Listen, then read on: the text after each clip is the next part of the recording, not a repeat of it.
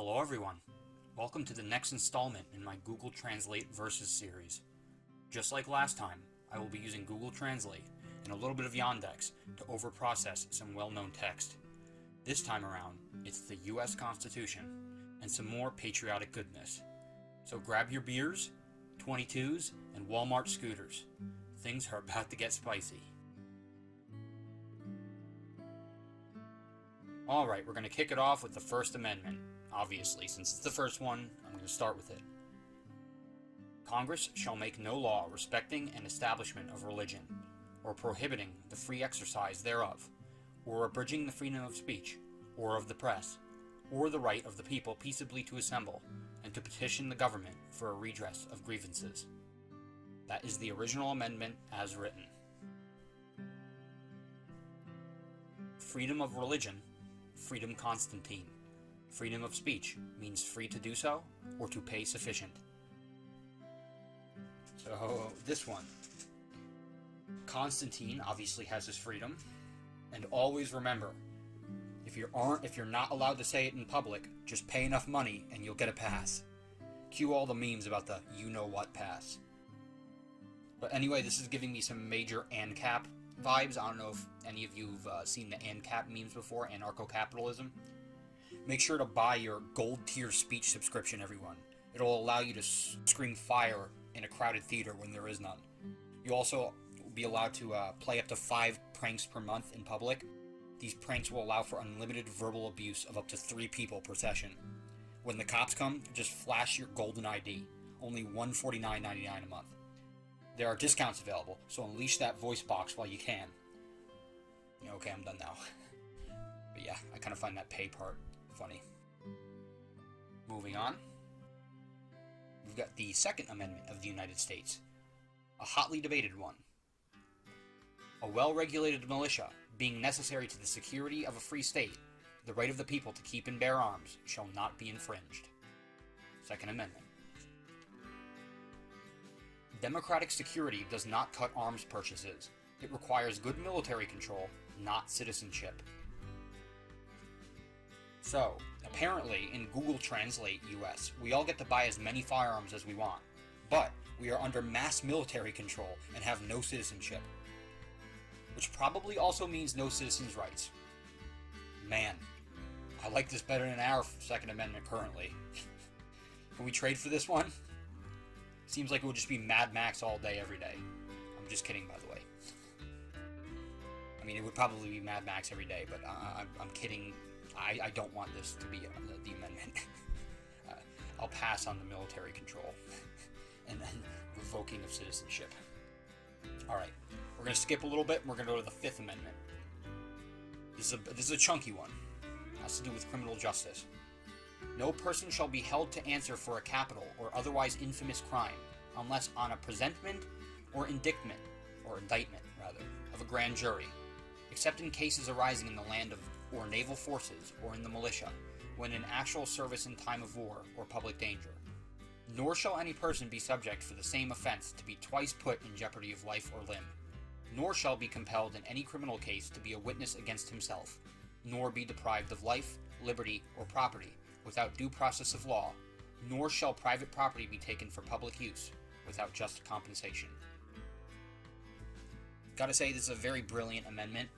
The American justice system certainly has flaws, but this right here definitely prevents a lot of unfair things from happening to citizens that are being tried in court, such as their property being taken by the government and redistributed. That would not be fun, especially if you're innocent and you're being wrongfully convicted of something. But anyway, let's move on. I'm not going to get political. If evil, of the courage they will not use it, but by the truth, or the state of the country, of the civilian ground, or of the weapons of the soldiers, in addition to the English, but either the death of additional responsibility, Latina, or of body space, of criminal justice, all caps, for the sake, or rather, both capitalized, for the sake of defining the great liberty of the essentials, and see if you have something in the soul. Private property alone cannot be in painful compensation. This one was just utter word salad. By the time I was finished with it, I'm not even going to try to make any jokes. I'm too lazy. Well, you know what, actually, here's one. Private property is apparently not usable as compensation. So if you buy a house, you can't sell it anymore, I guess. I'm not sure how else to make that last sentence out. Except for the word painful, I don't even know what that means. Moving on. The 19th Amendment, skipping ahead a lot. It's a big one here. The right of citizens of the United States to vote shall not be denied or abridged by the United States or any state on account of sex. And we're talking about biological sex here, not the verb. We're talking about the noun. It does not prohibit sexual intercourse in the United States, or other countries. Man, you hear that, everyone? In Google Translate US, you get to procreate to your heart's content. No restrictions. Man, that sounds awesome. If only we could do that here. Heck, it even says you can do it all over the world. What a time. Yes, what a time to be able to just do it with anyone at any time, whenever you want. Man. Yeah, I kind of had a feeling it was going to take the S word and change it into the verb. And it did. Not disappointed. Next up, we have the 25th Amendment, skipping a bit again. In case of the removal of the president from office or of his death or resignation, the vice president shall become president. Pretty standard stuff. The president or vice president resigns if he dies. Oh boy. I am so glad the Constitution made this one clear. I was worried that we might get stuck with some evil zombie dictator one day that leads the US into necro-warfare in an intergalactic battle against truth and justice. Good news is, though, if you die, you can no longer lead. Sounds good to me. Like with the hash-slinging slasher from SpongeBob or some crap. Someone will have to break them the bad news at their funeral. Nose goes. I ain't firing him. Somebody else can do it. Freaking weird. Look at this. Captain Obvious over here. Okay. So that's the last amendment. We do have some bonus content, though. I bring you a bit, not the whole thing, a piece of the preamble of the Declaration of Independence. Really famous lines right here. We hold these truths to be self-evident, that all men are created equal, that they are endowed by their Creator with certain unalienable rights, that among these are life, liberty, and the pursuit of happiness. Real positive lines right there. And that is why we believe it is a way to build all freedom, liberty, freedom in life, and happiness. So definitely not as iconic as the original paragraph of the preamble. This one seems like the forefathers had a bit too much to drink before they started drafting it, to be honest. Hey though, good news is that apparently believing is all you need to get liberty, freedom, and happiness. I guess it actually doesn't even matter what you believe. You just gotta believe. So I'll say this, everyone. Just like Naruto, believe in yourselves, and your dreams will become a reality. You probably can't do ninjutsu though, so I wouldn't try that. But anyway, the Declaration of Independence has your back. Just believe. Google has your back too.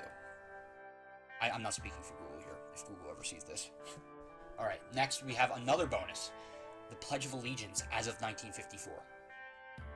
I pledge allegiance to the flag of the United States of America, and to the republic for which it stands, one nation, under God, indivisible, with liberty and justice for all. I'm sure if any of you live in the US and went to school in the past decade or so, maybe even more, you've probably said this ad nauseum at some point. I guarantee you, though, you have not said this ad nauseum. Or at least I hope you haven't. If you have, you need to speak to me. To keep my oath, America and its countries. Indigenous will organize the place, and everyone will organize for free. So the pledge is now an oath. We're just nitpicking word choice there, to be honest. As for the rest of the pledge, apparently now it is just instructions telling Native Americans to organize the entire country, and everyone just gets to do everything for free. So anarchy, I guess. Sounds like a party.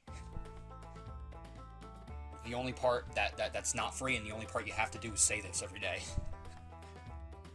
Alright, next bonus. Definition of capitalism, as on Google, because we all know America and capitalism, at least used to go hand in hand. Now, maybe not so much, but, you know, whatever.